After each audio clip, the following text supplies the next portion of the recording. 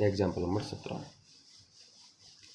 Example number 17 के पहला भाग देखो, और उस पहले भाग में क्या दे रखा है आपको कि x बराबर साइन इनवर्स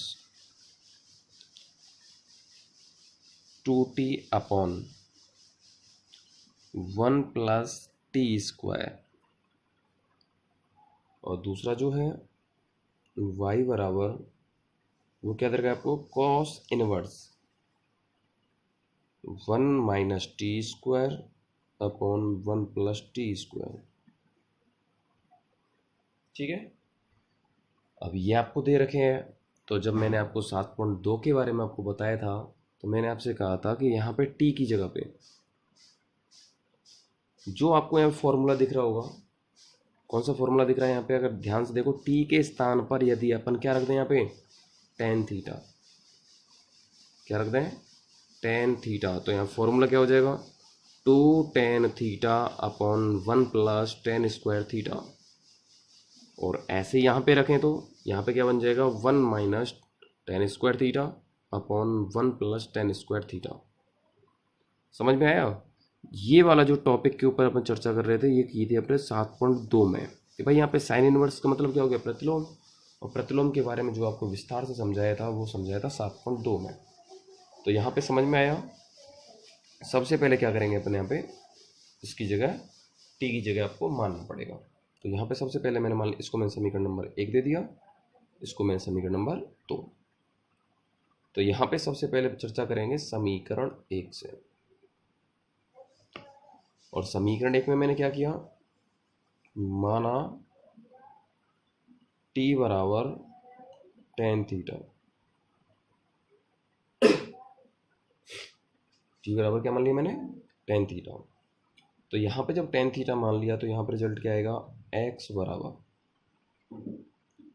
साइन इनवर्स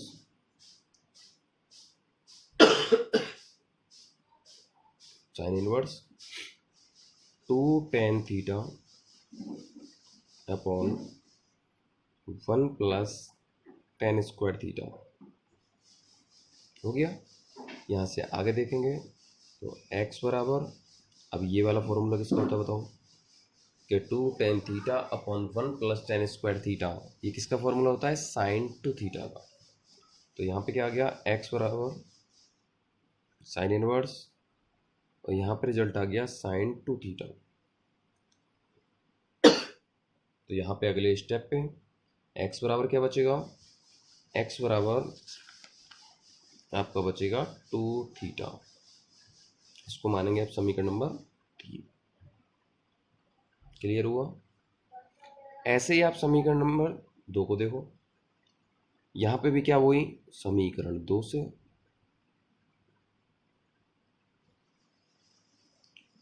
और समीकरण 2 से देखोगे तो यहाँ पे जैसे कि t बराबर क्या मानना है टेन थीटा ही मानना है, अपन पहले ले चुके हैं, माना t बराबर टेन थीटा। तो यहाँ पे जब उसकी वैल्यू रखेंगे तो क्या आएगा y बराबर cos inverse 1 minus ten square theta upon 1 plus ten square theta. हो गया। यहाँ पे अब इसको आप आगे सॉल्व करोगे तो y बराबर कॉस इनवर्स हो गया। यहाँ पे ये किसका फॉर्मूला हो गया बताओ 1 minus ten square theta upon 1 plus ten square theta, और ये फॉर्मूला आप जानते होंगे किसका होता है कॉस टू थीटा का होता है। तो यहाँ पे क्या आ जाएगा कॉस टू थीटा, यहाँ पे कॉस इनवर्स से कॉस ही हट जाएगा, तो यहाँ पे क्या बचेगा y बराबर 2 थीटा। क्लियर है यहाँ तक? इसको मान लिया मैंने समीकरण नंबर 4।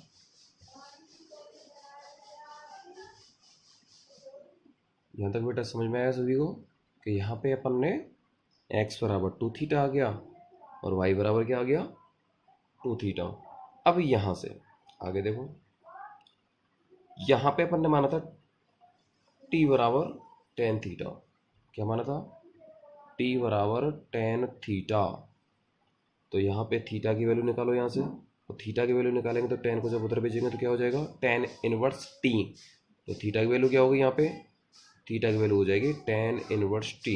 तो यहाँ पे मान रख दो समीकरण 3 में। तो समीकरण 3 में जब थीटा का मान निकाल के रखा है आपने तो यहाँ पे आ जाएगा एक्स बराबर 2 टेन इनवर्स टी। ठीक है। ऐसे यहाँ पे आप रखना चाहो तो y बराबर समीकरण 4 में थीटा की वैल्यू आप निकालोगे तो वही निकल के आएगी सेम, टेन इनवर्स टी। तो यहाँ पे भी क्या हो जाएगा, 2 टेन इनवर्स टी। हालांकि अपन इसको वैसे भी सॉल्व कर सकते थे। यहाँ पे तीसरी राशि क्या हो गई, थीटा हो गई समीकरण 3 में। समीकरण 3 में थीटा राशि हो गई, यहाँ पे समीकरण 4 में भी है। तो यहाँ पे सीधी बात है, इसका अवकलन कर लो थीटा के सापेक्ष। यहाँ पे अवकलन करते तो D x upon d theta बराबर क्या बचता है यहाँ पे 2। ऐसे ही यहाँ पे करते y बराबर 2 थीटा। तो यहाँ पे y का अवकलन करोगे थीटा के सापेक्ष तो क्या आएगा, d y over d theta बराबर में क्या बचेगा 2। वो आपका शॉर्ट पड़ता। अब इसमें थोड़ा सा मैंने 7.2 के नज़रिए से करा दिया। तो यहाँ पे जैसे थीटा की अपन ने वैल्यू रख दी कि 2 टेन इनवर्स टी और यहाँ पे y बराबर 2 टेन इनवर्स टी, दोनों सेम है। अब इसका अवकलन कर लो। यहाँ पे t के सापेक्ष अवकलन, t के सापेक्ष अवकलन।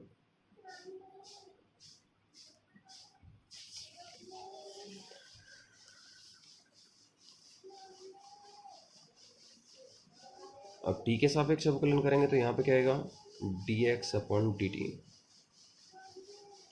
तो यहाँ से क्या निकल के आ गया, 2 तो यहाँ पे है ही। टेन इनवर्स टी का अवकलन का फॉर्मूला मैंने आपको पहले बताया हुआ, क्या होता है 1 अपॉन 1 प्लस टी स्क्वायर होता है। इसको आगे जैसे मैंने लिख दिया तो यहाँ पे क्या आ जाएगा, 2/1 प्लस टी स्क्वायर। इसको आप समीकरण का आगे भी नाम दे सकते हो, जैसे 5। ऐसे ही आपको यहाँ पे जो दूसरा वाला जो समीकरण 4 से जो अपन ने प्राप्त किया था कि y बराबर 2 टेन इनवर्स टी। तो यहाँ से t के सापेक्ष अवकलन कीजिए, t के सापेक्ष अवकलन। यहाँ पे जब अवकलन करोगे तो क्या आएगा, d y over d t बराबर, यहाँ पे बच गया 2, सेम वही टेन इनवर्स टी का अवकलन कीजिए, क्या आएगा 1/1 प्लस टी स्क्वायर। तो यहाँ पे भी इसको सॉल्व करोगे क्या हो जाएगा, 2/1 प्लस टी स्क्वायर। हालांकि ये लंबा है। तो यहाँ से समीकरण 6 में भाग लगा दो समीकरण 5 से। तो यहाँ पे रिजल्ट आ जाएगा d y over d t upon d x upon d t. तो यहाँ पे क्या आ जाएगा, 2/1 plus t square upon 2/1 plus t square. इससे ये कैंसिल हो जाएगा, इससे ये, तो बराबर क्या बचेगा 1। तो यहाँ पे d y over d t की वैल्यू कितनी आ गई, 1 d y over d x की। यही आपका आंसर है। हालांकि इस वाले सवाल में अपन यहाँ से भी दोबारा सुन लेना गौर से, इतना लंबा जाने की आवश्यकता नहीं है। कि जैसे अपन यहाँ पे तक आ गए थे x बराबर 2 थीटा और y बराबर 2 थीटा। इसको अपन ने 3 समीकरण माना था, इसको अपन ने 4 समीकरण माना था। तो यहीं से आप आगे ना करके इसको आगे जैसे जो मैंने दूसरा तरीका मैंने समझाया है उस तरीके पे ना जाके आप यहीं से इसको सीधा सीधा सॉल्व कर सकते हो। तो वो कैसे करोगे मैं आपको फिर समझा रहा हूँ कि यहाँ पे तीसरी राशि हो गई थीटा। तो x का थीटा के सापेक्ष अवकलन करोगे तो क्या निकल के आएगा यहाँ पे, D x upon d theta बराबर, यहाँ पे क्या बचेगा, थीटा का थीटा के सापेक्ष अवकलन करोगे 1 हो जाएगा। तो यहाँ पे क्या रह जाएगा, 2 रह जाएगा। इसी प्रकार यहाँ पे देखो y का थीटा के सापेक्ष अवकलन करोगे तो क्या आएगा, d y over d theta. और यहाँ पे जब इसका अवकलन करोगे क्या निकल के आएगा, 2। तो फिर वही तरीका, इसमें आप भाग लगा दोगे। तो d y over d theta में भाग लगाओगे d x upon d theta का, तो क्या बचेगा, d y over d x. और 2 में 2 का भाग लगाओगे कितना आ जाएगा, 1। जो ये वाला जो तरीका है ये आपका लंबा है, तो इसलिए आप वैसे ही कर सकते हो उसको जो पुराने वाला तरीका। ठीक है बेटा। अब इसके बाद जैसे अगर आगे भी अगर चर्चा करें और, तो जैसे देखो पहला तो मैंने आपको बता दिया। इसके बाद जैसे कि आपका 17वें एग्जाम्पल का सेकंड पार्ट्स, तो इस सेकंड पार्ट को भी देखें। इसमें आपको दे रखा है x बराबर 3at upon 1 plus t Q, और अगला दे रखा है आपको y बराबर 3at² upon 1 plus t Q. इसको आपने पहला समीकरण मान लिया, इसको आपने दूसरा मान लिया। तो इतना तो आपको समझ में आ गया होगा प्राचलिक समीकरण क्या है। प्राचलिक समीकरण में यहाँ पे तीसरी राशि कौन सी दे रखी है, टी। अब ये तीसरी राशि जो टी है ये तो मानी जाएगी प्राचल, और ये दोनों समीकरण क्या माने जाएंगे, प्राचलिक समीकरण। तो यहाँ पे अब आपको अवकलन किसके सापेक्ष करना पड़ेगा, टी के सापेक्ष, क्योंकि तीसरी राशि कौन सी है, टी। ठीक है बेटा, यहाँ तक समझ में आ रहा होगा। आगे देखो, यहाँ पे लिख दिया मैंने समीकरण 1 का टी के सापेक्ष अवकलन करने पर, यहाँ से अवकलन करोगे तो क्या निकल के आएगा, dx अपॉन dt। ठीक है, यहाँ से आप अवकलन करोगे तो मैंने आपको एक भागफल नियम करवाया होगा। भागफल नियम के अंतर्गत क्या होता है, मैंने आपको बताया था पहले। सबसे पहले जो हर है, हर का क्या करेंगे, वर्ग, 1 प्लस टी क्यू का होल स्क्वायर, क्योंकि फॉर्मूला जो होता है वो क्या होता है, हर का वर्ग, फिर आगे क्या होता है, हर एज इट इज, ऊपर हर एज इट इज अंश का अवकलन, अंश का अवकलन कीजिए अब। और यहाँ से जब इसका अवकलन करोगे अंश का, तो यहाँ पे क्या निकल के आएगा, 3a, क्योंकि टी का तो अवकलन 1 हो जाएगा। फिर माइनस, उसके बाद में क्या है, यहाँ पे समझ में आया, हर का वर्ग हो गया, हर एज इट इज अंश का अवकलन, फिर माइनस अंश एज इट इज और हर का अवकलन। और यहाँ पे जब इसका अवकलन करोगे तो आप देखो, 1 का अवकलन क्या हो जाएगा, 0। टी क्यू का अवकलन क्या होगा, 3 घात आगे आ जाएगी, 1 घात कम हो जाएगी, तो यहाँ पे क्या बचेगा, 3t²। क्लियर हुआ। यहाँ से आप इसको थोड़ा सा आगे स्टेप बढ़ा दो, आगे स्टेप बढ़ाओगे तो क्या हो जाएगा, 3a 1 प्लस टी क्यू, और यहाँ पे क्या हो जाएगा, 9atq बटे में आपका 1 प्लस टी क्यू का होल स्क्वायर, और उसको मान लिया मैंने समीकरण नंबर 3।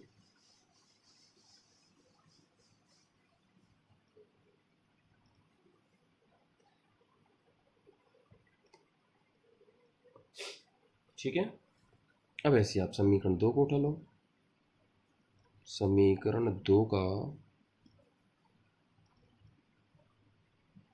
टी के सापेक्ष अवकलन करने पर,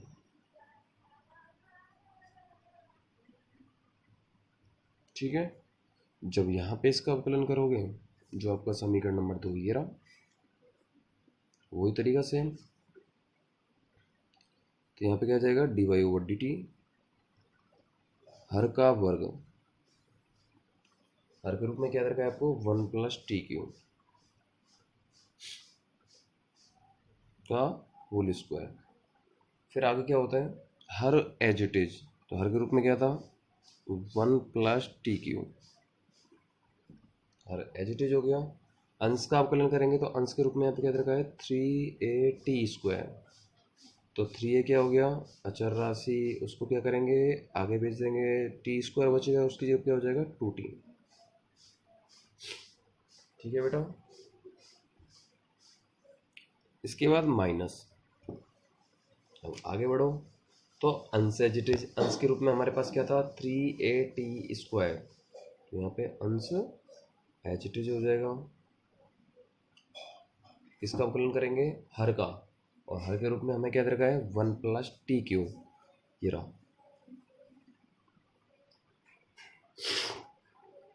हर के रूप में क्या दे रखा है आपको? 1 प्लस टी क्यूब। अब यहाँ से देखो 1 का अवकलन करेंगे तो क्या हो जाएगा? 0। और यहाँ पे टी क्यूब का अवकलन करेंगे तो क्या निकल के आएगा? वही 3t स्क्वायर। इसको मान लेंगे समीकरण नंबर 4।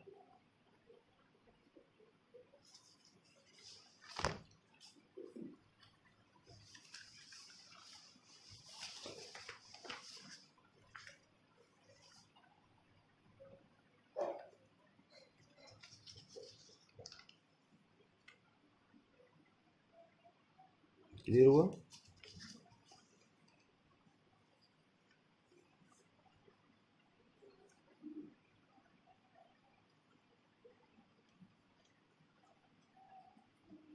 अब यहाँ से वही तरीका, समीकरण 4 में भाग लगा दीजिए समीकरण 3 का। जब यहाँ पे भाग लगाओगे तो क्या बचेगा? वही dy/dx, तो dt से dt कैंसिल हो जाएगा। और जब यहाँ पे भाग लगाओगे तो यहाँ पे देख लो, इस वाले स्टेप से ऊपर वाली स्टेप कैंसिल हो जाएगी। होगी या नहीं होगी? तो कुछ बच्चों को डाउट हो तो मैं लिख दूँ वैसे एक बार, 1 प्लस टी क्यूब, यहाँ पे हो जाएगा आपका 6at माइनस क्या हो जाएगा? 9at⁴ बटे में क्या देगा आपको? 1 प्लस टी क्यूब का होल स्क्वायर। तीसरा समीकरण क्या है? तीसरा समीकरण आपके पास में दे रखा है 3a 1 प्लस टी क्यूब,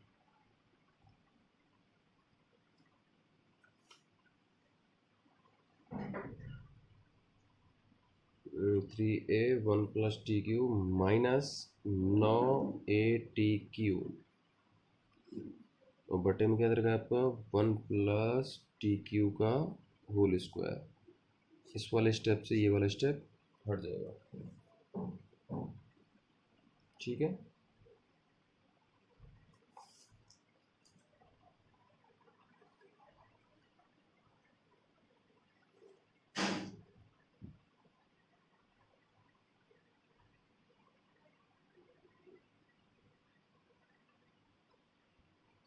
अब इसको आगे सॉल्व कर लो। इसका या तो गुणा कर लो सीधा सीधा स्टेप निकाल के, या फिर इसमें से कॉमन ले लो। तो यहाँ से अगर देखा जाए तो यहाँ पे क्या बच रहा है आपके पास? 6at माइनस का 9at⁴ नहीं, यहाँ पे एक और रह गया स्टेप आपका, 1 प्लस टी क्यू और रह गया ये। और ऐसे यहाँ पे क्या बच रहा है? 3a 1 plus t Q minus 9at⁴। ठीक है, इसको आप आगे सॉल्व करोगे। सॉल्व करने के बाद यहाँ पे क्या बचेगा? dy/dx। अब जैसे इसमें से कॉमन लेना चाहो कॉमन लो, काटापीटी करो, जो भी कुछ करोगे लास्ट में आपका रिजल्ट निकलेगा यहाँ पे कि t2 माइनस टी क्यूब बटे में t माइनस 2t क्यूब।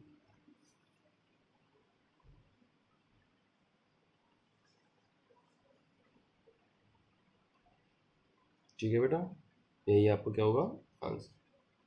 और इसके बाद अपन कल आगे चर्चा करेंगे। तब तक मेरा आपसे ये है कि अगर आपको ये वाली प्रक्रिया समझ में आई हो तो आप आगे प्रश्नावली के जो क्वेश्चन है उनको सॉल्व करके देख सकते हैं।